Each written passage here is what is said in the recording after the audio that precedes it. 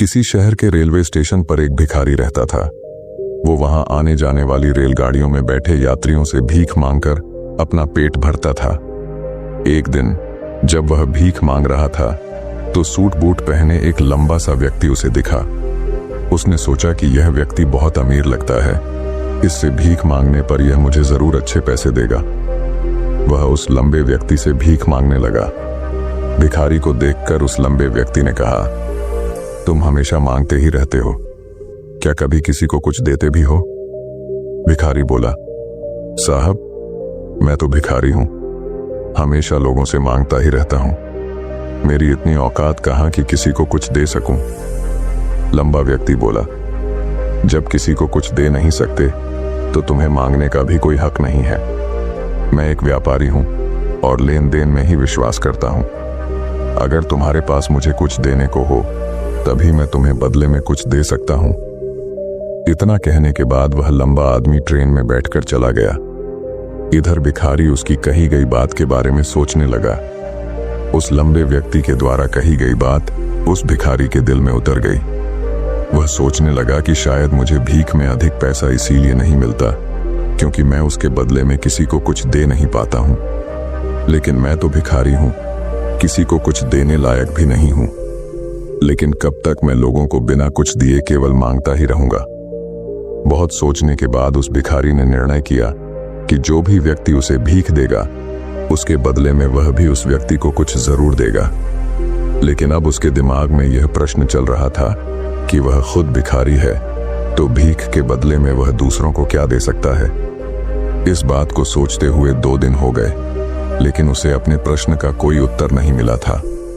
तीसरे दिन जब वह स्टेशन के पास बैठा हुआ था तभी उसकी नजर कुछ फूलों पर पड़ी जो स्टेशन के आसपास के पौधों पर खिल रहे थे। उसने सोचा, क्यों ना मैं लोगों को भीख के बदले कुछ फूल दे दिया करूं। उसको अपना यह विचार अच्छा लगा और उसने वहां से कुछ फूल तोड़ लिए। अब वह ट्रेन में भीख मांगने पहुंचा। अब जब भी कोई उसे भीख देता तो उसके बदले में वह भीख देने वाले को कुछ फूल दे देता। उन फूलों को लोग खुश होकर अपने पास रख लेते थे। अब भिखारी रोज फूल तोड़ता और भीख के बदले में उन फूलों को लोगों में बांट देता था। कुछ ही दिनों में उसने महसूस किया कि अब उसे बहुत अधिक लोग भीख देने लगे हैं। वह स्टेशन के पास के सभी फूलों को तोड़ लाता था। जब तक उसके पास फूल रहते थे तब तक उसे बहुत से लोग भीख देते थे, लेकिन जब फूल बांटते बांटते खत्म हो जाते तो उसे भीख भी नहीं मिलती थी। अब रोज ऐसा ही चलता रहा। एक दिन जब वह भीख मांग रहा था तो उसने देखा कि वही लंबा व्यक्ति ट्रेन में बैठा है, जिसकी वजह से उसे भीख के बदले फूल देने की प्रेरणा मिली थी। वह तुरंत उस व्यक्ति के पास पहुंच गया और भीख मांगते हुए बोला, आज मेरे पास आपको देने के लिए कुछ फूल हैं। आप मुझे भीख दीजिए तो बदले में मैं आपको कुछ फूल दूंगा। उस लंबे व्यक्ति ने उसे भीख के रूप में कुछ पैसे दे दिए और भिखारी ने कुछ फूल उसे दे दिए। उस लंबे व्यक्ति को यह बात बहुत पसंद आई। वह बोला, वाह क्या बात है, आज तुम भी मेरी तरह एक व्यापारी बन गए हो। इतना कहकर फूल लेकर वह लंबा व्यक्ति अपने स्टेशन पर उतर गया। लेकिन उस लंबे व्यक्ति द्वारा कही गई बात एक बार फिर से उस भिखारी के दिल में उतर गई। वह बार बार उस लंबे व्यक्ति के द्वारा कही गई बात के बारे में सोचने लगा और बहुत खुश होने लगा। उसकी आंखें अब चमकने लगीं। उसे लगने लगा कि अब उसके हाथ सफलता की वह चाबी लग गई है जिसके द्वारा वह अपने जीवन को बदल सकता है। वह तुरंत ट्रेन से नीचे उतरा और उत्साहित होकर बहुत तेज आवाज में ऊपर आसमान की तरफ देखकर बोला, मैं भिखारी नहीं हूं, मैं तो एक व्यापारी हूं, मैं भी अमीर बन सकता हूं। लोगों ने उसे देखा तो सोचा कि शायद यह भिखारी पागल हो गया है और अगले दिन से वह भिखारी उस स्टेशन पर फिर कभी नहीं दिखा। लेकिन 6 महीने बाद इसी स्टेशन पर 2 व्यक्ति सूट बूट पहने हुए यात्रा कर रहे थे। दोनों ने एक दूसरे को देखा तो उनमें से एक ने दूसरे से हाथ मिलाया और कहा, क्या आपने मुझे पहचाना? दूसरा व्यक्ति बोला, नहीं, क्योंकि मेरे हिसाब से हम लोग पहली बार मिल रहे हैं। पहला व्यक्ति बोला, नहीं, आप याद कीजिए, हम पहली बार नहीं बल्कि तीसरी बार मिल रहे हैं। दूसरा व्यक्ति बोला, मुझे याद नहीं, वैसे हम पहले 2 बार कब मिले थे? अब पहला व्यक्ति मुस्कुराया और बोला, हम पहले भी 2 बार इसी ट्रेन में मिले थे। मैं वही भिखारी हूं जिसको आपने पहली मुलाकात में बताया कि मुझे जीवन में क्या करना चाहिए, और दूसरी मुलाकात में बताया कि मैं वास्तव में कौन हूं। दूसरा व्यक्ति मुस्कुराया और अचंभित होते हुए बोला, ओ, याद आया, तुम वही भिखारी हो जिसे मैंने एक बार भीख देने से मना कर दिया था और दूसरी बार मैंने तुमसे कुछ फूल खरीदे थे। लेकिन आज तुम ये सूट बूट में कहाँ जा रहे हो और आजकल क्या कर रहे हो?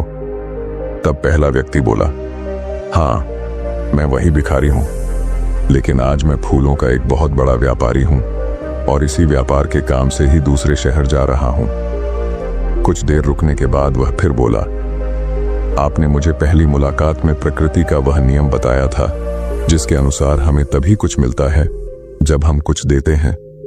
लेन देन का यह नियम वास्तव में काम करता है। मैंने यह बहुत अच्छी तरह महसूस किया है, लेकिन मैं खुद को हमेशा भिखारी ही समझता रहा। इससे ऊपर उठकर मैंने कभी सोचा ही नहीं। और जब आपसे मेरी दूसरी मुलाकात हुई तब आपने मुझे बताया कि मैं एक व्यापारी बन चुका हूं। अब मैं समझ चुका था कि मैं वास्तव में एक भिखारी नहीं बल्कि व्यापारी बन चुका हूं। मैंने समझ लिया था कि लोग मुझे इतनी भीख क्यों दे रहे हैं, क्योंकि वह मुझे भीख नहीं दे रहे थे बल्कि उन फूलों का मूल्य चुका रहे थे। सभी लोग मेरे फूल खरीद रहे थे क्योंकि इससे सस्ते फूल उन्हें कहाँ मिलते। मैं लोगों की नजरों में एक छोटा व्यापारी था, लेकिन मैं अपनी नजरों में एक भिखारी ही था। आपके बताने पर मुझे समझ आ गया कि मैं एक छोटा व्यापारी हूं। मैंने ट्रेन में फूल बांटने से जो पैसे इकट्ठे किए थे उनसे बहुत से फूल खरीदे और फूलों का व्यापारी बन गया। यहाँ के लोगों को फूल बहुत पसंद है और उनकी इसी पसंद ने मुझे आज फूलों का एक बहुत बड़ा व्यापारी बना दिया। दोनों व्यापारी अब खुश थे और स्टेशन आने पर साथ उतरे और अपने अपने व्यापार की बात करते हुए आगे बढ़ गए। दोस्तों, इस कहानी से हमें बहुत कुछ सीखने को मिलता है। कहानी में लंबा व्यापारी गिव एंड टेक के नियम को बहुत अच्छी तरह जानता था। दुनिया के सभी बड़े व्यापारी इसी जीवन के नियम का उपयोग करके सफल हुए हैं। इस फॉर्मूले को उसने भिखारी को भी बताया। भिखारी ने इस प्राकृतिक नियम को अपना लिया और इसका असर उसके जीवन में साफ दिखाई देने लगा। उसने अपनी सोच बदली और उसकी जिंदगी बदल गई। यह कहानी हमें बताती है कि हम यदि अपनी सोच बदल लें तो कुछ भी हासिल किया जा सकता है। यदि हम खुद को छोटा समझते रहेंगे तो हम हमेशा छोटे ही बने रहेंगे। बड़ा बनने के लिए हमें अपनी सोच को बदलना होगा और खुद के बारे में बड़ा सोचना होगा। कहानी का सार यह है कि सफलता आपकी सोच में छुपी होती है। खुद का आत्मसम्मान जगाइए, अपनी सोच को बड़ा बनाइए और देखिए कैसे आप सफलता के शिखर पर पहुंच जाते हैं।